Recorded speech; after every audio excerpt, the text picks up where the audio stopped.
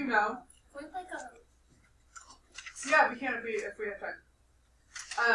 Just so you guys know, because it's my first year here, I have to get observed sometimes by random people. So tomorrow's not random. Mr. Palmer will be here. So just so you guys know, I'm trying to preface it. Because people are like, why is Mr. Palmer here? What's going on? Who's that? Okay.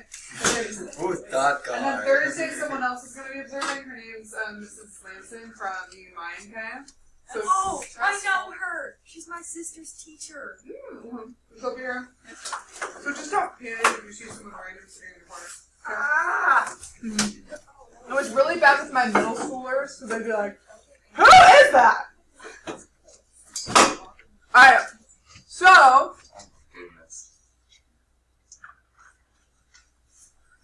Alright. So I should see all computers put away unless you are taking notes. I'm taking notes. If you're reading along with it. That's fine. That's fine. And Caleb, do we need that headphone in our ear, child? Yes, I totally do.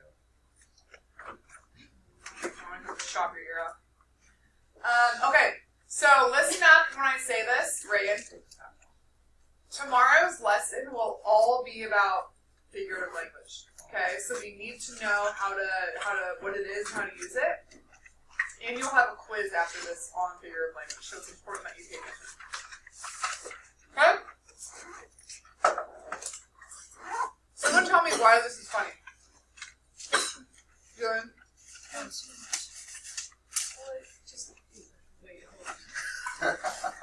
Why is it funny? Because it's phrased as something else, but it can be interpreted two ways. Okay. Oh, I just got it. What do you mean interpreted two ways? It can be interpreted as he's like picking his nose, like the action of that that's doing that, but also choosing his nose. Okay, so what Jillian just described is there is a literal meaning of what is happening, and then there is a figurative meaning of what is happening, okay? He doesn't have his finger up his nose getting a boogie, does he? No. He's literally picking out his carrot nose from a bunch of fruit. Kaylin, Reagan, if we can't focus, I'll move you too. Okay? Alright. This one says, I'd like to ask you for your daughter's hand in marriage. Why is this one funny? You better not say it's not funny. He actually has her hand. Why is it funny? Okay, so again, literal and figurative meaning. So these are all examples of figurative language, right? So when something is figurative, it's language that is not to be taken literally. In fact, it doesn't even make sense literally, okay?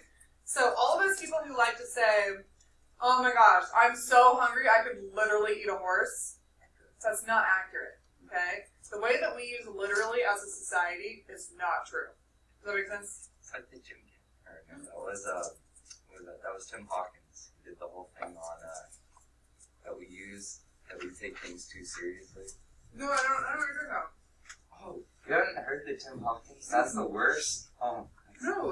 That's so Don't funny. click it. I'm not going to be nice. Does that make sense, though? When something's figurative, it can't be taken literally. So can someone give me an example of figurative language they can think of?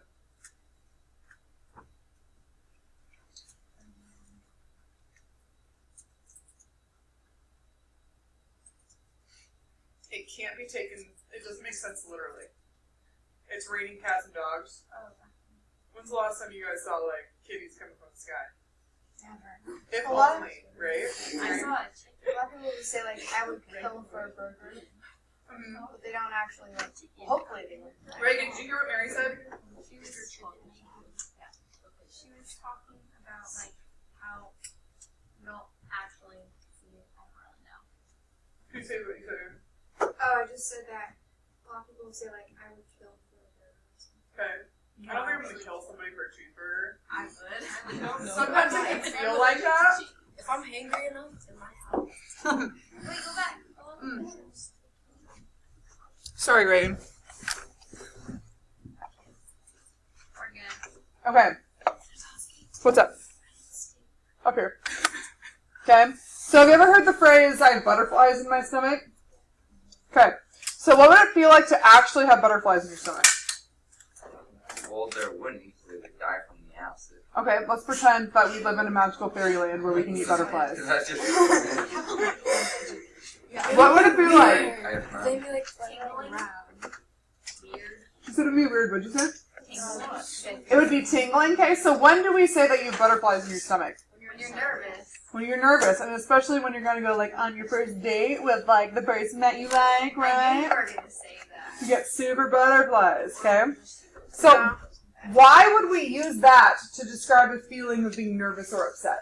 What would be the point? Someone explain to me. Why would we use that? Because it's, I don't know, because it's the feeling that we get when we're nervous, and like they try to find a way to describe it, and it's amazing butterflies. It makes a lot more sense than saying I am nervous, right? It can. If I say, "Oh my gosh, I'm so nervous, I have butterflies in my stomach," you can imagine that feeling. Okay, like we were talking about. I can't remember if it was this class or sophomores. In the story, he was talking about how he was trying not to cry, and it said that he had a lump in his throat that he had a lump in his throat that made him feel like he had swallowed a frog. You can, like, you know when you're trying not to cry super hard, and it's like you have pain just going down the back of your throat because you're like, try not to be an emotional person. Okay? Don't be. That's a lot more description than just saying, oh my gosh, I feel like I'm going to cry, right? So the really good authors, they do this. They use figurative language in order to make things stand out or in order to give you as the reader a different feeling, okay? What's the point of figurative language? Oh, All right, no. we got some Guardians of the Galaxy here, kids. Yeah. Oh man, where's Zayla? Oh, Did you say Zilla? Need all available guards in full cover. Don't worry, kids. I'll give you the full show for this one. So nervous. What's gonna happen? Caleb. Where's Ava? I just realized this is her favorite movie. Did you not just hear me say No, that? I didn't Oh my register. gosh. I heard You've you been ignoring me this whole day. Sorry. Oh, is Caleb still here? Is he like...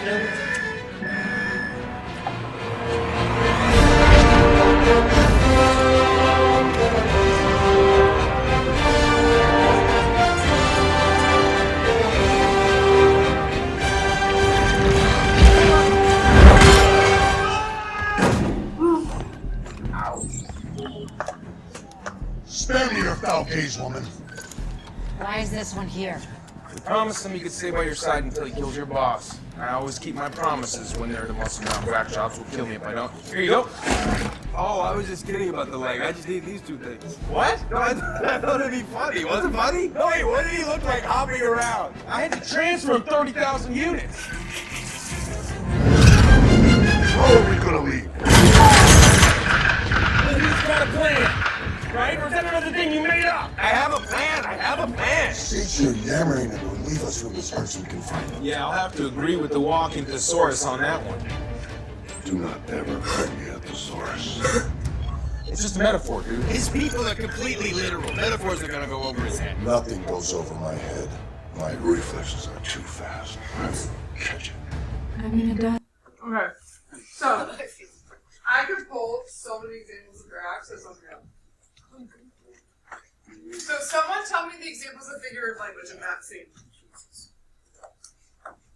What were some of the examples of figurative language in that scene? Caleb. He said everything goes over his head.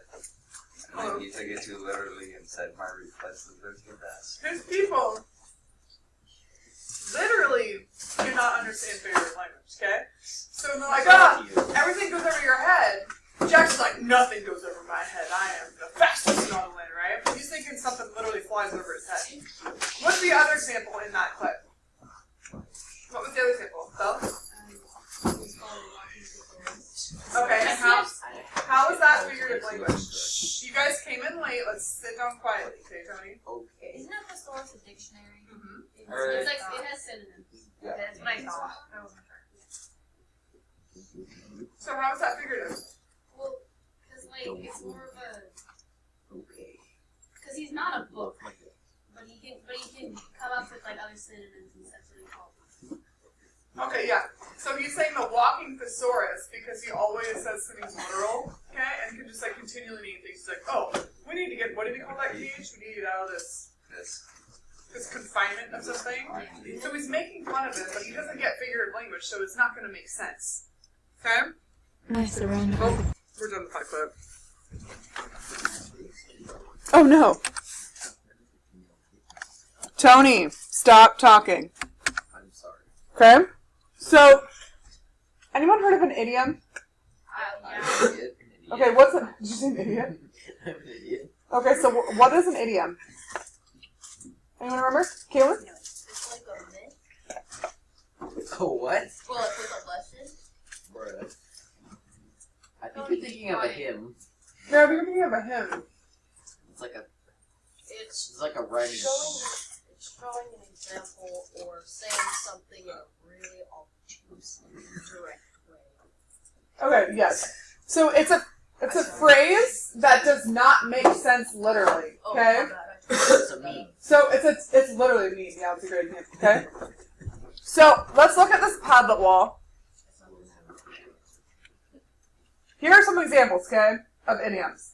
They're usually cultural, which means that if we said them to like someone who was learning English or Drax, they would have no clue what you were talking about. Okay? So I'm feeling under the weather. Does everyone know what that means? Like you're feeling bad. Okay. Now, if you said that to someone who's learning English as a second language, they would think that you were like literally standing under a cloud. Right? They would take that literally. So it'd have to be something that's culturally acceptable that you know. Alright, what about this is a piece of cake? That's super easy. Okay, Tony? This is easy. Okay, this is easy. Alright. Again, if we had a second language learner in this class and Caleb goes, oh, this vocabulary quiz is a piece of cake. They'd be like, cake?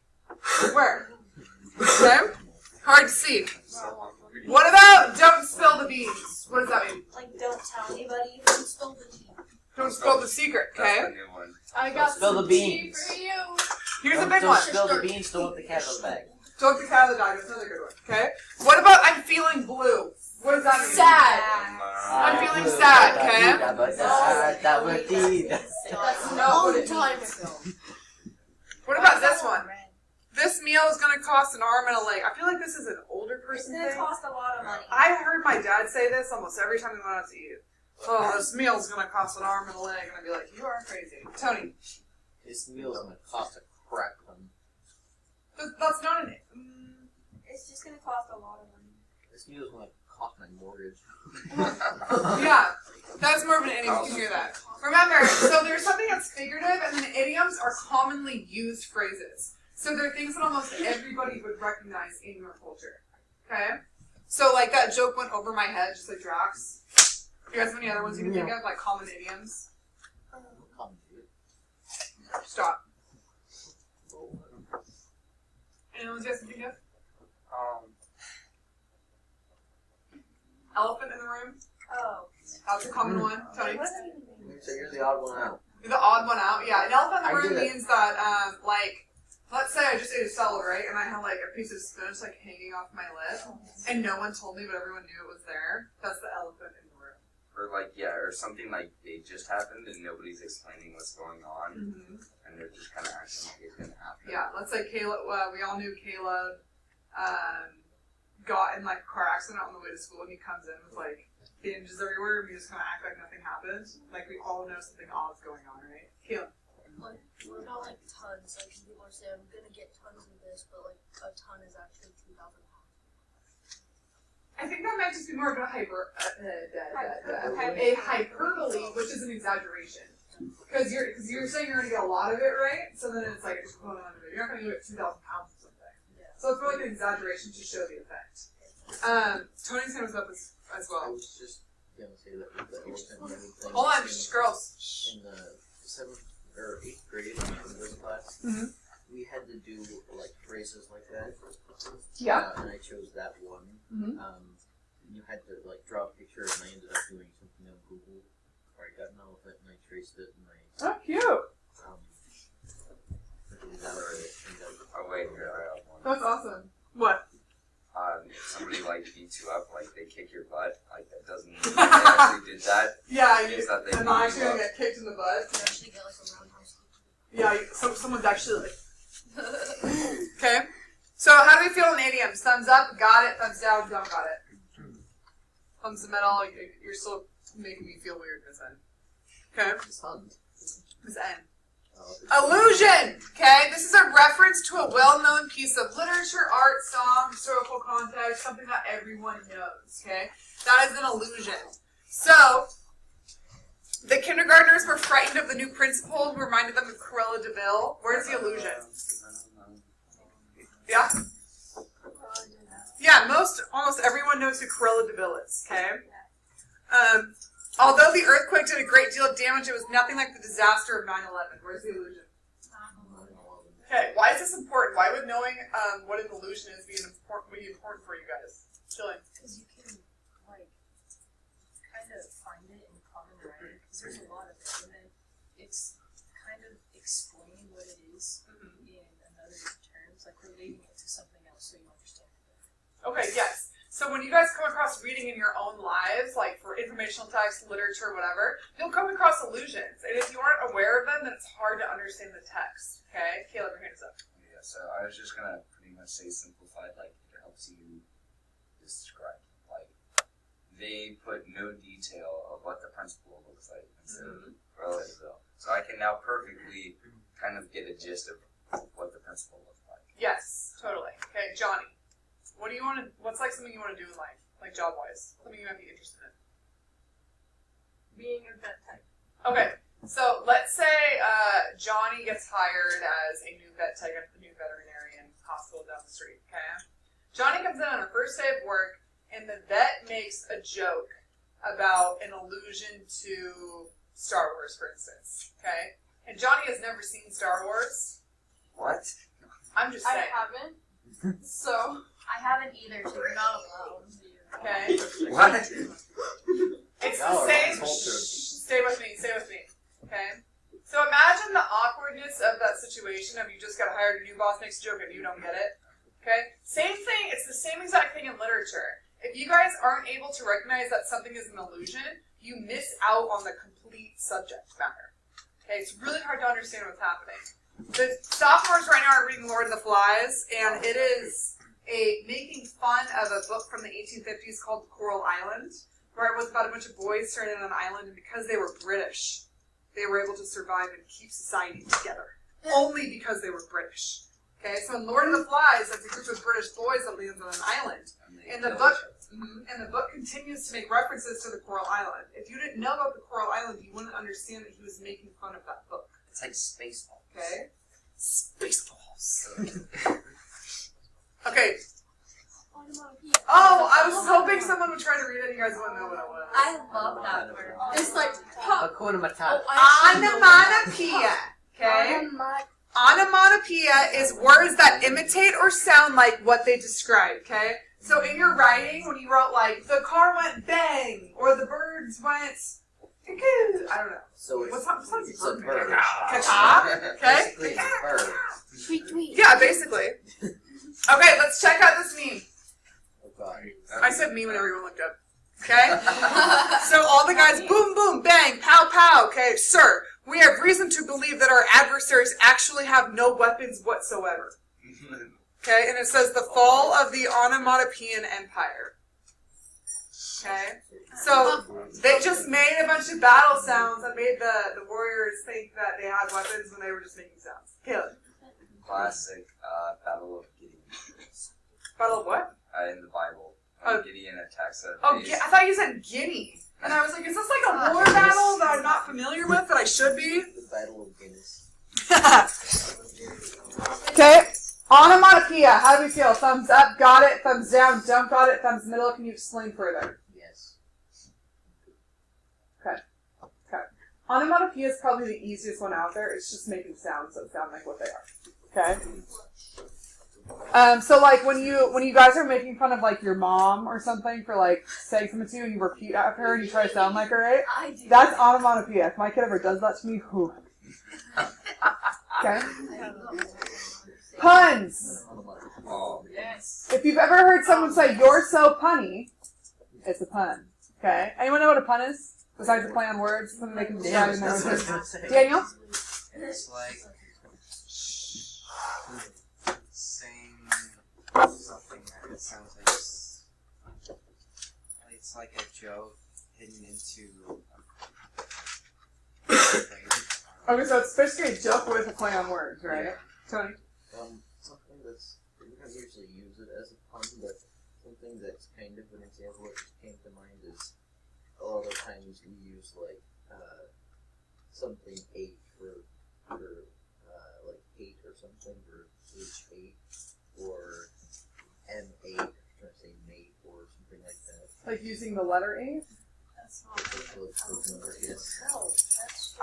So let's look up some examples to make sure you got it. Okay, number 1. Let's talk about it. Okay, that's a pun. Oh, did you hear Mary? I do not understand. I say that. That's another one. Okay. I know it's corny, but you are amazing. I did not come up with those myself. Okay. Any other examples? I just got hit with a can of soda. Good thing it was a soft drink. That's a joke. That's a pun. That's a pun. That's a pun. No. Use that. She was getting it over, but No. no. Okay. Anyone have another example that they can think of a pun? Yeah. Like your egg slim. Okay. That's what like the egg that all Carson ever talks about is that dang egg. He's like, it's got 50 million likes down this end. I'm like, It is okay, 51 dude, million. it's an egg. Yeah? Don't go bacon my heart. Don't go what? Don't go bacon my heart. Don't go bacon my heart. That's I pretty couldn't good. if I tried. Okay. How do I feel on puns? Thumbs up, thumbs down, thumbs middle. Puns. Okay. Thumbs up. Puns up! That's awesome. Same go. All right, bring it back. 3, 2, 1, 0. Okay. This is probably the ones you are the most familiar with, metaphors and similes. Okay? So a metaphor is a comparison of something. A simile is also a comparison of something. What's the difference, though? What's the difference? Caleb. Okay, so a metaphor is saying that something is something else. So, like, the sun was like butter. Or That's the sun a was simile. butter, my Okay. bad. And then a simile is using the word like. Okay. So, Or as. that is, or as. She smelled like a rose. Okay. So here's one thing I want you guys to understand. Look at me when I say this. Okay? Caleb just said that a metaphor is comparing something and it's like the sun is butter. A metaphor also doesn't have to directly compare something. Okay? So, for example, think of, this is like the only example I can think of right now, it's really silly. But like, someone you love, like a boyfriend could call his girlfriend his rose. Right? Like, So instead of saying like, oh, there's Reagan, I can say, oh, there's my rose, Why right? me? I was looking at you. So a metaphor doesn't have to be a direct comparison. You can be using something in place of that term in order to make that comparison. Okay? So sometimes you have to use your brain power in order to figure out what that comparison is. It's not always that direct. What do you mean? Green power. What's that? Oh. So on the other hand, a simile uses like or as. So she smelled like a rose. Okay, she looked like a princess. Those are a lot more easy to identify, right? And the metaphors are a little bit more up to your interpretation.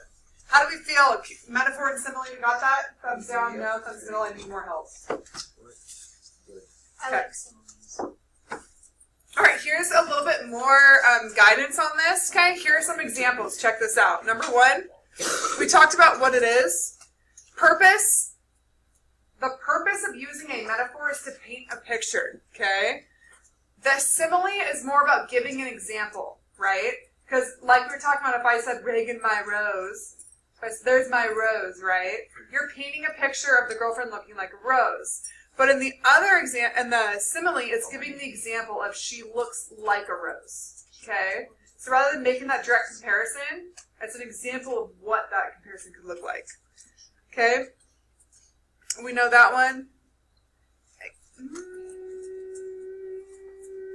Wait, what's the purpose of? To paint a picture. Both paint a picture, but similes provide an example for the reader. Okay.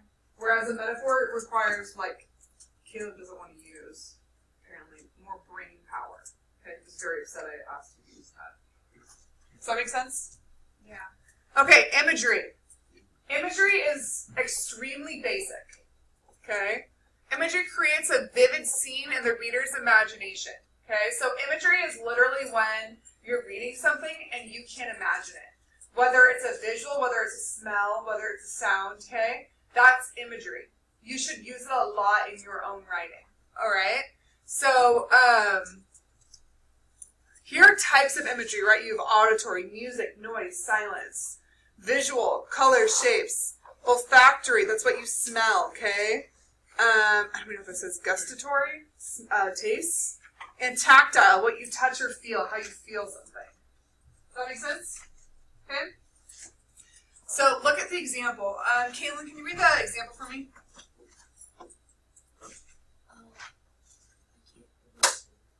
Can you not see it? Is it too far? I don't have my glasses. Kaden, can you read it? Where? Where it says I wandered? I wandered lonely as a cloud. All the way through. Oh, that floats on high over vales and hills. When all at once I saw a crowd, a host of golden daffodils, besides the lake beneath the trees, fluttering and dancing in the breeze. So you see how, like, you guys can imagine, I wandered lonely as a cloud that floats on high over vales and hills, when all at once I saw a crowd, a host of golden daffodils. So you can kind of imagine what this person's saying. Okay, that's imagery. Imagery is used a lot in poetry, and we're going to get into it tomorrow. Tony, what's up? But what? It also has a symbol. Imagery? No, that thing also has a symbol. Oh. I wandered lonely as a cloud. Kaylin, Reagan, last chance. I will split you up. Okay. Personification. Okay. Personification is when an author gives human qualities that is something that is not human. Okay. I love my dog, and I often give him human qualities, but he's not human. Okay. So same thing here. The wind whistled throughout the day. There's no way the wind can whistle. Okay? But it makes a sound. But it gives you something to compare it to, right? Now, the car was suffering and was in need of some TLC. I'm sorry, is my car need an ice pack on its head? Probably not. Yes. Okay. So do you understand how personification can do that? What would be the point of personification? Why would I do that? What would be the point of adding personification? Johnny? Maybe so people can like relate to it. Yeah, people can relate to it. They can understand what you're saying. Aiden? Sometimes you can't really describe something very well and short and in a short and concise manner without using personification. Okay. So maybe it's easier to use personification. Jillian? It's easier for the reader to understand because they also have that qualities that Yes. Okay, like in horror movies when like or books when you're reading about like someone walking down the stairs to the basement, they'll be like the stairs creaked with every step. It's like, no, the stairs, they can't make a creaking sound like a human can. Okay? So they often give you ideas that you can relate to because you know them better. Alright? I'm gonna move on from personification. We might be pretty last one. I will literally die. Funny story, guys. Me. Listen to me as I say this. Hyperbole. Repeat after me. Hyperbole. Hyperbole. Okay. So I had, here's my story for the day. I had, at my school last year, there was a English teacher who came in for someone that left to go to nursing school. And he came up to me and goes, "Can you remind me what a hyperbole is?" And I go, "You mean a hyperbole?" He goes, "No, right here, a hyperbole." And I said, no, you say that hyperbole, okay? So, therefore, I need you guys to be able to say the word appropriately, so that if you're not a 40-year-old English teacher, you say the wrong word incorrectly, okay? Because we're all going to be English teachers when we grow up, right? No. Thanks to you and your inspiration. I'm gonna be a bad. See, you guys, do you see Caleb sucking up? This is how you do it, okay? So, a hyperbole. Pet. Everyone's my teacher's pet I've had. It changes every day. Kaylin's the biggest teacher's pet. Alright, hyperbole, think of extra, okay? When someone's being extra, I'm extra all the time. My Starbucks order is extremely extra. Ooh, okay? I don't want to know what it is. Oh, it depends. Okay. Don't even ask. Don't. Mine is We It's will a literally hard spend thing the to entire rest of swear. the class Talking about Starbucks. Starbucks orders. Tuition. Alright, bring it back. Reagan, I'll wait. Okay. So the hyper, think of extra in the hyper. So whenever you see the word hyperbole, think of someone being extra. Okay, Johnny, focus. So a hyperbole is a serious exaggeration to create emphasis to make something bigger than it really is. Okay, so remember Kaylin's example where she said, oh, I need to buy tons of makeup or something? I don't know the examples. I need to get tons of apples. You're not going to go buy 4,000 pounds of apples. Okay, but it is emphasizing how much you need so that the reader understands. Okay, so a couple examples. I'm so hungry I could eat a horse. That's also an idiom because it's a common use, right? I will literally die if you don't stop using hyperboles incorrectly. Okay? Hyperboles. What's the opposite of a hyperbole? Okay, so this might help you understand if you're a little lost. The opposite of a hyperbole is something like an understatement, okay? Minimizing something, compressing something. So when you're giving a hyperbole, you're being super dramatic.